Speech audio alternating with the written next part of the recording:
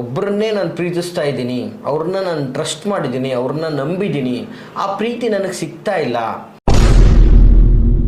ಮದುವೆ ಆದರೂ ಕೂಡ ಕಾರಣಾಂತರಗಳಿಂದ ಪದೇ ಪದೇ ಪದೇ ಪದೇ ಗಂಡನ ಜೊತೆ ಜಗಳ ಆಡೋದು, ಗಂಡನ ಜೊತೆ ಹೊಂದಾಣಿಕೆನೇ ಮಾಡ್ಕೊಳ್ಳಲ್ಲ.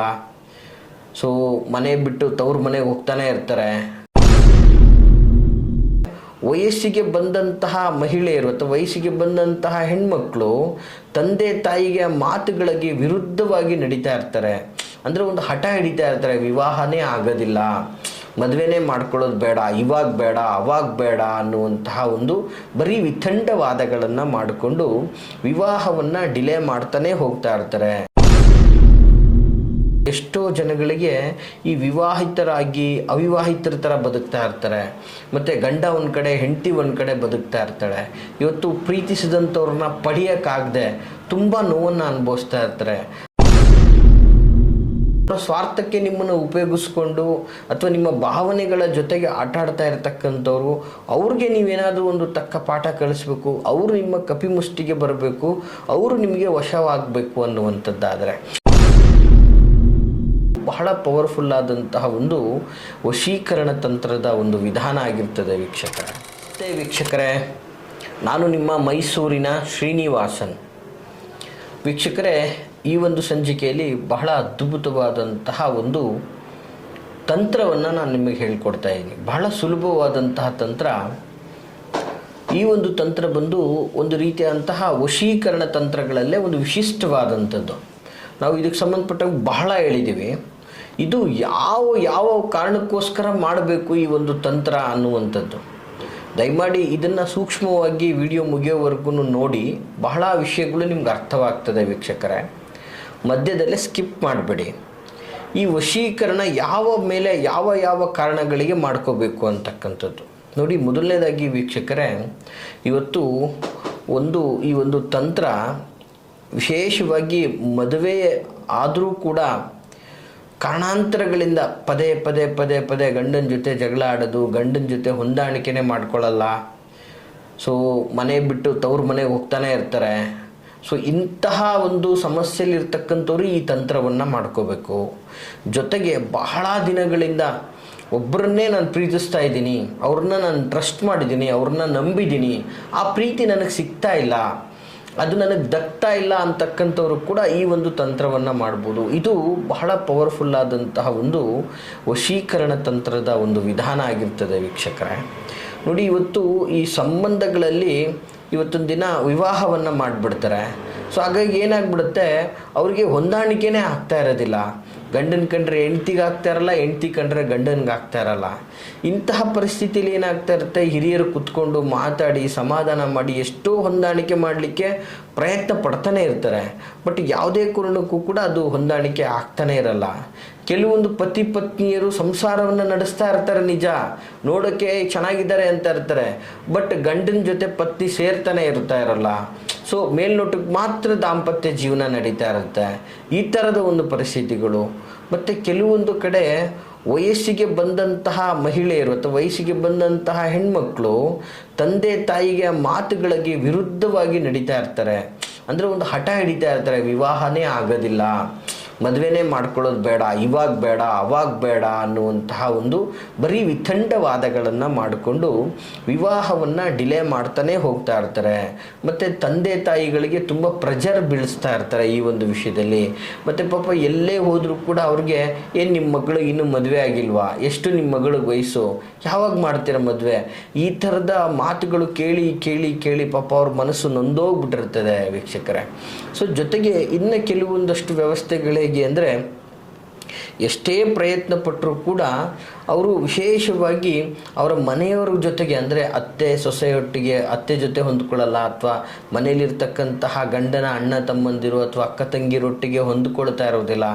ಸೊ ಸಪ್ರೇಟ್ ಒಂದು ಒಳ್ಳೆ ಕುಟುಂಬದಿಂದ ಸಪ್ರೇಟ್ ಹೋಗ್ಬಿಡ್ಬೇಕು, ಸ್ವತಂತ್ರವಾಗಿ ಬದುಕಬೇಕು ಅನ್ನುವಂತಹ ಲೆಕ್ಕಾಚಾರಗಳನ್ನೆಲ್ಲ ಹಾಕ್ತಾ ಇರ್ತಾರೆ.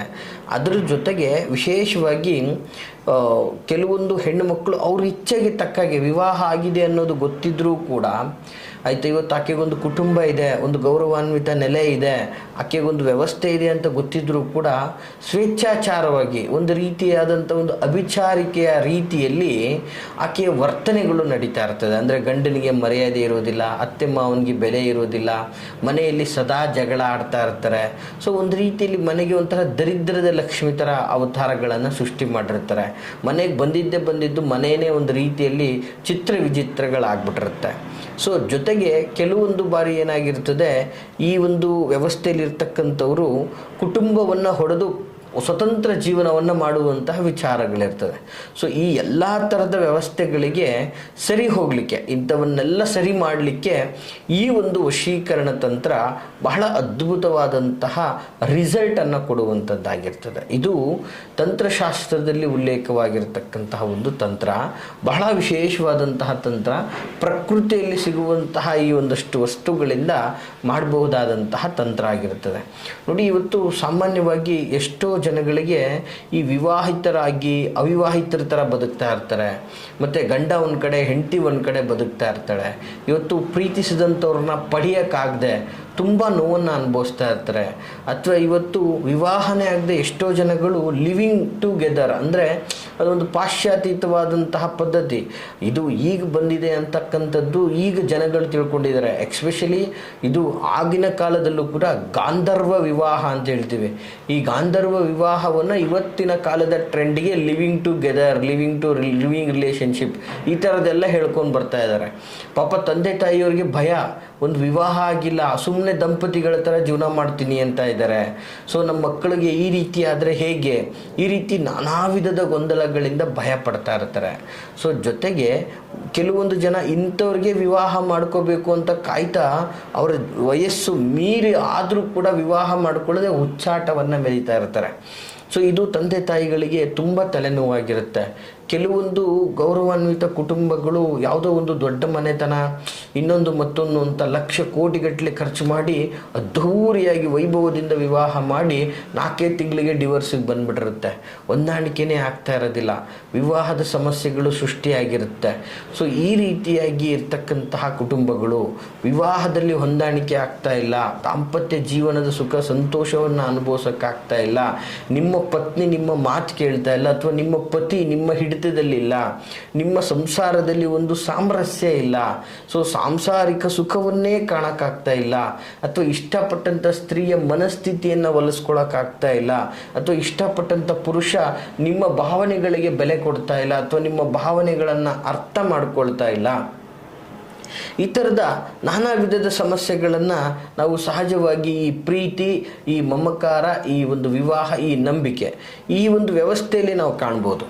ನೋಡಿ, ಸಹಜವಾಗಿ ಇವತ್ತು ನಾವು ಒಬ್ಬರನ್ನ ಟ್ರಸ್ಟ್ ಮಾಡ್ತೀವಿ, ಒಂದು ಪ್ರೀತಿ ಮಾಡ್ತೀವಿ ಅಂತ ಅಂದಾಗ, ಸೊ ಇವತ್ತು ಅದೊಂದು ನಂಬಿಕೆ, ಅದು ನಂಬಿಕೆಯಾಗಿ ಇರಬೇಕೇ ಹೊರತು ಅದರಿಂದ ನೀವು ಎಕ್ಸ್ಪೆಕ್ಟೇಷನ್ ಯಾವಾಗ ಇಟ್ಕೊಳ್ತೀರೋ ಆ ಎಕ್ಸ್ಪೆಕ್ಟೇಷನ್ ಯಾವಾಗ ಬರೋದಿಲ್ಲ, ಅಲ್ಲಿ ನಿಮ್ಮ ಮನಸ್ಸಿಗೆ ತುಂಬ ದುಃಖ ಆಗ್ತದೆ, ದುಃಖ ಭಾರ ಆಗ್ತದೆ ಮನಸ್ಥಿತಿ. ಇಂತಹ ಸಂದರ್ಭಗಳಲ್ಲಿ ಈ ಒಂದು ತಂತ್ರಗಳನ್ನು ಮಾಡ್ಕೋಬೋದಾಗಿರ್ತದೆ. ವೀಕ್ಷಕರೇ, ಸಾಮಾನ್ಯವಾಗಿ ನೋಡಿ, ಇವತ್ತಿನ ದಿನ ಅವಿವಾಹಿತರು ಅಥವಾ ವಿವಾಹ ಆಗಿ ಗಂಡ ಎಲ್ಲೋ ಹೋಗ್ಬಿಟ್ಟಿರ್ತಾನೆ, ಕಣ್ಮರೆ ಆಗೋಗಿರ್ತಾನೆ, ಅವ್ರಿಗೆ ಒಂದು ಜೀವನ ಕೊಡ್ತೀನಿ ಅಂತ ಟ್ರಸ್ಟಬಲ್ ಆಗಿರುವಂತಹ ಪರ್ಸನ್ಗಳು. ಸೊ ಈ ರೀತಿಯಾಗಿ ಎಷ್ಟೋ ಕುಟುಂಬಗಳನ್ನು ನಾವು ಕಾಣ್ತಾ ಇದ್ವಿ ಇವತ್ತಿನ ದಿನ. ಸೊ ಇವ್ರುಗಳು ಎಲ್ಲ ನಿಮ್ಮ ಅವರ ಸ್ವಾರ್ಥಕ್ಕೆ ನಿಮ್ಮನ್ನು ಉಪಯೋಗಿಸ್ಕೊಂಡು ಅಥವಾ ನಿಮ್ಮ ಭಾವನೆಗಳ ಜೊತೆಗೆ ಆಟ ಆಡ್ತಾ ಇರತಕ್ಕಂಥವ್ರು, ಅವ್ರಿಗೆ ನೀವೇನಾದರೂ ಒಂದು ತಕ್ಕ ಪಾಠ ಕಲಿಸ್ಬೇಕು, ಅವರು ನಿಮ್ಮ ಕಪಿಮುಷ್ಟಿಗೆ ಬರಬೇಕು, ಅವರು ನಿಮಗೆ ವಶವಾಗಬೇಕು ಅನ್ನುವಂಥದ್ದಾದರೆ, ಅಂದರೆ ಈ ಸಂಬಂಧಗಳನ್ನು ಗಟ್ಟಿಗೊಳಿಸಲಿಕ್ಕೆ, ಸಂಬಂಧಗಳಲ್ಲಿ ಪ್ರೀತಿ ವಿಶ್ವಾಸವನ್ನು ಬೆಳೆಸಲಿಕ್ಕೆ ಮಾಡಬಹುದಾದಂತಹ ಒಂದು ಅದ್ಭುತವಾದಂತಹ ತಂತ್ರ ಇದಾಗಿರ್ತದೆ. ವೀಕ್ಷಕರೇ, ದಯಮಾಡಿ ಇದು ಒಂದು ಸಾತ್ವಿಕ ಕಾರ್ಯಗಳಿಗೆ ಮಾತ್ರ ಉಪಯೋಗ ಮಾಡಿಕೊಳ್ಳಿ ಅಂತ ನಾನು ಈ ಮೂಲಕ ನಿಮಗೆ ಸೂಚನೆಯನ್ನು ಕೊಡ್ತೀನಿ. ಯಾವುದೇ ದುಷ್ಕೃತ್ಯಗಳಿಗೆ ಈ ಒಂದು ತಂತ್ರಗಳನ್ನು ನೀವು ಮಾಡಬೇಡಿ ಅಂತ ನಾನು ನಿಮ್ಮಲ್ಲಿ ಕಳಕಳಿಯಿಂದ ಕೇಳ್ಕೊಳ್ತೀನಿ ವೀಕ್ಷಕರೇ. ಹಾಗಾದರೆ ಯಾವುದಪ್ಪ ಈ ಒಂದು ತಂತ್ರ ಅಂತಂದರೆ ಬಹಳ ವಿಶೇಷವಾದಂಥದ್ದು. ಒಂದು, ಯಾವುದೇ ತಂತ್ರವನ್ನು ಮಾಡಲಿಕ್ಕೂ ಮುನ್ನ ನಿಮ್ಮ ಮನಸ್ಸು ಶುದ್ಧಿಯಾಗಿ ಇಟ್ಕೊಂಡು ಏಕಾಗ್ರ ಚಿತ್ತರಾಗಿ ದೈವದ ಮೇಲೆ ಸಂಪೂರ್ಣ ನಂಬಿಕೆಯನ್ನು ಇಟ್ಕೊಂಡು ಮಾತ್ರ ಈ ತಂತ್ರಗಳನ್ನು ಮಾಡಿ. ಏನೋ ಗುರುಗಳು ಹೇಳ್ತಾ ಇದ್ದಾರೆ, ಏನೋ ಮಾಡಬೇಕು, ಆಗುತ್ತೋ ಇಲ್ಲವೋ, ಈ ಥರದ ಗೊಂದಲಗಳನ್ನು ಇಟ್ಕೊಂಡು ಯಾವ ತಂತ್ರಗಳನ್ನು ಮಾಡಲಿಕ್ಕೆ ಹೋಗ್ಬೇಡಿ ವೀಕ್ಷಕರೇ. ಹಾಗಾದರೆ ಯಾವುದಪ್ಪ ಈ ಒಂದು ತಂತ್ರ ಅಂತಂದರೆ ಬಹಳ ಸುಲಭವಾದಂಥ ಒಂದು ವಿಶೇಷವಾದಂತಹ ತಂತ್ರ ವೀಕ್ಷಕರೇ. ಮೊದಲನೇದಾಗಿ ನೋಡಿ, ಇವತ್ತು ದಿನನಿತ್ಯ ನಾವು ಎಲ್ಲಿ ಬೇಕಲ್ಲಿ ನೋಡ್ತಾ ಇರ್ತೀವಿ ಬಿಳಿ ಎಕ್ಕದ ಗಿಡವನ್ನು. ಈ ಬಿಳಿ ಎಕ್ಕದ ಗಿಡಕ್ಕೆ ಬಹಳ ಮಹತ್ವ ಇದೆ. ಇದನ್ನು ನಾವು ಸಾಕ್ಷಾತ್ ಗಣಪತಿ ಅಂತಲೂ ಸಹ ನಾವು ಪೂಜಿಸ್ತೀವಿ. ಬಹಳ ಅದ್ಭುತವಾದಂತಹ ಒಂದು ಗಿಡ ಅಂತ ಹೇಳ್ಬೋದು, ಅರ್ಥ ಇದೆ. ಸೊ ಈ ಬಿಳಿ ಎಕ್ಕದ ಗಿಡದ ಬೇರನ್ನು ತಾವು ಸ್ವಲ್ಪ ತೆಗೆದುಕೊಳ್ಬೇಕಾಗ್ತದೆ. ಈ ಬಿಳಿ ಎಕ್ಕದ ಗಿಡದ ಬೇರನ್ನು ತೆಗೆದುಕೊಂಡು ಅದನ್ನು ಸಂಪೂರ್ಣವಾಗಿ ಸುಟ್ಟು ಬೂದಿ ಮಾಡಬೇಕು ವೀಕ್ಷಕರೇ. ಸಂಪೂರ್ಣವಾಗಿ ಸುಟ್ಟು ಬೂದಿ ಮಾಡಿ ನಂತರ ಅದಕ್ಕೆ ಕರಿ ಜೀರಿಗೆ, ಸಾಮಾನ್ಯವಾಗಿ ನೀವು ಇದನ್ನು ನಿಮ್ಮ ಬನಸಾರಿ ಅಂಗಡಿಗಳಲ್ಲಿ, ದಿನಸಿ ಅಂಗಡಿಗಳಲ್ಲಿ ಇದು ಸಿಗ್ತದೆ. ಸ್ವಲ್ಪ ಮಟ್ಟಿಗೆ ಕರಿ ಜೀರಿಗೆಯನ್ನು ತೆಗೆದುಕೊಂಡು ಒಟ್ಟಿಗೆ ಸೇರಿಸಬೇಕು. ಯಾವುದು, ಈ ಬಿಳಿ ಎಕ್ಕದ ಗಿಡವನ್ನು ಸುಟ್ಟಿರ್ತಕ್ಕಂತಹ ಬೂದಿ ಮತ್ತು ಕರಿ ಜೀರಿಗೆಯನ್ನು ಅರೆದು ಅದನ್ನು ಕೂಡ ಅದರಲ್ಲಿ ಸೇರಿಸಿ ಚಿಕ್ಕ ಚಿಕ್ಕ ಮಾತ್ರೆಗಳನ್ನಾಗಿ ಮಾಡ್ಕೋಬೇಕು ವೀಕ್ಷಕರೇ. ಮಾಡಿಕೊಂಡು ಹುಣ್ಣಿಮೆಯ ದಿನ ನೋಡಿ, ವಿಶೇಷವಾಗಿ ಹುಣ್ಣಿಮೆಯ ದಿನ ಈ ಒಂದು ತಂತ್ರವನ್ನು ನೀವು ಮಾಡಬೇಕು. ಹುಣ್ಣಿಮೆ ದಿನ, ಅಮಾವಾಸ್ಯೆ ದಿನ ವಿಶೇಷವಾಗಿ ಇಂತಹ ಕಾರ್ಯಗಳನ್ನು ಮಾಡ್ಕೋಬೇಕು. ಯಾಕಂದರೆ ವಿಶೇಷ ಎನರ್ಜಿ ಇರ್ತದೆ, ಬಹಳ ಅದ್ಭುತ ಆಗ್ತದೆ. ಅಂತಹ ದಿನಗಳಲ್ಲಿ ಮಾಡಿದಾಗ ಎನರ್ಜಿ ದುಪ್ಪಟ್ಟಾಗ್ತದೆ, ನೀವು ಅಂದ್ಕೊಂಡಂತಹ ಸಂಕಲ್ಪ ಯಶಸ್ವಿ ಆಗ್ತದೆ. ಇದನ್ನು ಮಾಡಬೇಕಾದ್ರೆ ನೀವು ಭಗವಂತನಲ್ಲಿ ಪ್ರಾರ್ಥನೆ ಮಾಡ್ಕೋಬೇಕು. ಪಂಚಭೂತಗಳಲ್ಲಿ ಅಂದರೆ ಯೂನಿವರ್ಸಲಲ್ಲಿ ಪ್ರಾರ್ಥನೆ ಮಾಡ್ಕೋಬೇಕು. ನೀವೇನಂತ ಸಂಕಲ್ಪ ಮಾಡ್ಕೊಳ್ತಾ ಇದ್ದೀರಾ, ಯಾವುದನ್ನು ವಶೀಕರಣ ಮಾಡ್ಕೊತಿದ್ದೀರಾ, ಯಾವುದನ್ನು ಪಡ್ಕೊಳ್ಬೇಕು ಅಂತ ಇದ್ದೀರಾ, ಅದ್ರ ಬಗ್ಗೆ ನೀವು ಸಂಪೂರ್ಣವಾಗಿ ಪ್ರಾರ್ಥನೆಯನ್ನು ನಿಮ್ಮ ಮನಸ್ಸಲ್ಲೇ ಸಂಕಲ್ಪವನ್ನು ಮಾಡಿಕೊಂಡು ಹುಣ್ಣಿಮೆಯ ದಿನ ಈ ರೀತಿಯಾಗಿ ಎಕ್ಕದ ಗಿಡದ ಬೇರನ್ನು ಸಂಪೂರ್ಣವಾಗಿ ಸುಟ್ಟು ಕರಿ ಜೀರಿಗೆಯನ್ನು ತೇದು ಅದೆರಡೂ ಮಿಕ್ಸ್ ಮಾಡಿ ವಿಶೇಷವಾಗಿ ಒಂದು ಸಣ್ಣ ಸಣ್ಣ ಮಾತ್ರೆಯ ರೀತಿಯಲ್ಲಿ ಮಾಡಿಕೊಂಡು ಹುಣ್ಣಿಮೆಯ ದಿನ ಈ ಮಂತ್ರವನ್ನು ನಿಮ್ಮ ಶಕ್ತಿ ಅನುಸಾರ ನಿಮ್ಗೆ ಎಷ್ಟು ಸಲ ಹೇಳ್ಬೋದು, 11 ಸಲನೋ, 21 ಸಲನೋ, 51 ಸಲನೋ, 48 ಸಲನೋ, 108 ಸಲನೋ, ನಿಮ್ಮ ಶಕ್ತಿ ಅದು. ನಿಮ್ಮ ಸಮಯ ಮತ್ತು ನಿಮ್ಮ ಭಕ್ತಿ, ನಿಮ್ಮ ಒಂದು ಶ್ರದ್ಧೆ, ಇವು ಮೂರು ಕೂಡ ನಿರ್ಧಾರ ಮಾಡ್ತದೆ. ಸೊ ಅಷ್ಟು ನಿಮ್ಮ ಶಕ್ತಿ ಅನುಸಾರ ಅದನ್ನು ಸಂಪೂರ್ಣವಾಗಿ ಪಠನೆ ಮಾಡಬೇಕು. ನಂತರ ಅದನ್ನು ನೀವು ಯಾರನ್ನ ಪಡ್ಕೋಬೇಕು ಅಂತ ಇದ್ರೋ ಅವ್ರು ಮುಂದೆ ಹೋಗಬೇಕಾದ್ರೆ ಆ ಒಂದು ಸಣ್ಣ ಸಣ್ಣ ಮಾತ್ರೆಗಳಿರ್ತದಲ್ಲ, ಅದನ್ನು ಸ್ವಲ್ಪ ನೀರಲ್ಲಿ ಹಾಕಿ ತೇದು ಹಣೆಗೆ ಒಂದು ರೀತಿಯಲ್ಲಿ ತಿಲಕದ ರೀತಿಯಲ್ಲಿ ಇಟ್ಕೊಂಡು ಅವ್ರ ಮುಂದೆ ನೀವು ಹೋದರೆ ಸಾಕು, ನೋಡ್ತಿದ್ದಂಗೆ ಅವರು ನಿಮಗೆ ವಶವಾಗ್ತಾರೆ, ನಿಮ್ಮ ರೂಟಿಗೆ ಬರ್ತಾರೆ, ನಿಮ್ಮ ಮೇಲೆ ಭಾವನೆಗಳು ಸೃಷ್ಟಿಯಾಗುತ್ತೆ, ನಿಮ್ಮ ಪ್ರೀತಿನ ಬಯಸ್ತಾರೆ, ನಿಮ್ಮ ಆಶ್ರಯನ ಬಯಸ್ತಾರೆ ವೀಕ್ಷಕರೇ. ಎಂತಹ ಅದ್ಭುತ ತಂತ್ರ ಅಂತಂದರೆ ಬಹಳ ಅದ್ಭುತವಾಗಿರುವಂತಹ ತಂತ್ರ, ಬಹಳ ಸುಲಭವಾಗಿ ಉತ್ತಮವಾದ ಫಲಿತಾಂಶ ಕೊಡುವಂತಹ ತಂತ್ರ ಇದಾಗಿರುತ್ತದೆ. ಸೊ ಈ ಒಂದು ತಂತ್ರದ ವಿಶೇಷವಾದಂತಹ ಈ ಒಂದು ಬೀಜ ಮಂತ್ರವನ್ನು ನಿಮ್ಮ ಶಕ್ತಿ ಅನುಸಾರ ಪಠನೆ ಮಾಡಬೇಕು. ನೋಡಿ, ಬೀಜ ಮಂತ್ರ ಹೀಗಿರುವಂಥದ್ದು ಬಹಳ ಸುಲಭವಾದಂತಹ ಬೀಜ ಮಂತ್ರದ ಸ್ವರೂಪ ನೋಟ್ ಮಾಡ್ಕೊಳ್ಳಿ ವೀಕ್ಷಕರೇ. ನಿಮಗೋಸ್ಕರ ನಾನು ಉಚ್ಚಾರಣೆಯನ್ನು ಮಾಡಿ ಹೇಳ್ತೀನಿ. ಓಂ ಹ್ರೀಂ ಕ್ಲೀಂ ಠಠ. ನೋಡಿ, ಇನ್ನೊಂದು ಸಲ ಹೇಳ್ತೀನಿ ವೀಕ್ಷಕರೇ, ಈ ಒಂದು ವಶೀಕರಣದ ವಿಶೇಷವಾದಂತಹ ಬೀಜ ಮಂತ್ರ ಓಂ ಹ್ರೀಂ ಕ್ಲೀಂ ಠಠ. ಇಷ್ಟೇ ವೀಕ್ಷಕರೇ. ಈ ಒಂದು ವಿಶೇಷವಾದಂತಹ ಬೀಜಾಕ್ಷರವನ್ನು, ಈ ಒಂದು ತಂತ್ರವನ್ನು ಮಾಡ್ತಾ ಶಕ್ತಿ ಅನುಸಾರ ಪ್ರಾರ್ಥನೆಯನ್ನು ಮಾಡಿ ಕ್ರಮಬದ್ಧವಾಗಿ ಹುಣ್ಣಿಮೆ ಅಥವಾ ಅಮಾವಾಸ್ಯೆ ದಿನಗಳಲ್ಲೇ ಈ ಒಂದು ತಂತ್ರಗಳನ್ನು ಶ್ರದ್ಧಾಪೂರ್ವಕವಾಗಿ ಮಾಡಿ ನಿರ್ಜಲ ಪ್ರದೇಶದಲ್ಲಿ ಅಥವಾ ವಿಶೇಷವಾಗಿ ಶಾಂತಿಯುತವಾದಂತಹ ಸ್ಥಳದಲ್ಲಿ ಶುಚಿಭೂತರಾಗಿ ಏಕಚಿತ್ತರಾಗಿ ಮಂದಸ್ಮಿತದಿಂದ ನೀವು ಇಚ್ಛೆಪಟ್ಟಂಥವ್ರನ್ನ ಮನದಲ್ಲಿ ನೆನೆಸ್ಕೊಂಡು ಯೂನಿವರ್ಸ್ ಪಂಚಭೂತಗಳಿಗೆ ದೈವಕ್ಕೆ ಪ್ರಾರ್ಥನೆಯನ್ನು ಸಲ್ಲಿಸ್ಕೊಂಡು ಶ್ರದ್ಧೆಯಿಂದ ಮಾಡಿ ಇಷ್ಟಪಟ್ಟವರನ್ನು ಒಲಿಸ್ಕೊಳ್ಳಿ. ಈ ಒಂದು ವಶೀಕರಣದ ಪ್ರಯೋಗದಿಂದ ನಿಮ್ಮ ಜೀವನದ ಅಥವಾ ಸಂಸಾರದ ಅಥವಾ ಪ್ರೀತಿ ಎಲ್ಲವೂ ನಿಮಗೆ ಸಿಕ್ಕಿ ಸಮೃದ್ಧಿಯನ್ನು ಹೊಂದಲಿ ಅಂತ ನಾನು ಭಗವಂತನಲ್ಲಿ ಪ್ರಾರ್ಥಿಸ್ತೀನಿ ವೀಕ್ಷಕರೇ. ಈ ಮಾಹಿತಿ ತಮಗೆ ಇಷ್ಟವಾಗಿದ್ದಲ್ಲಿ ಲೈಕ್ ಮಾಡಿ.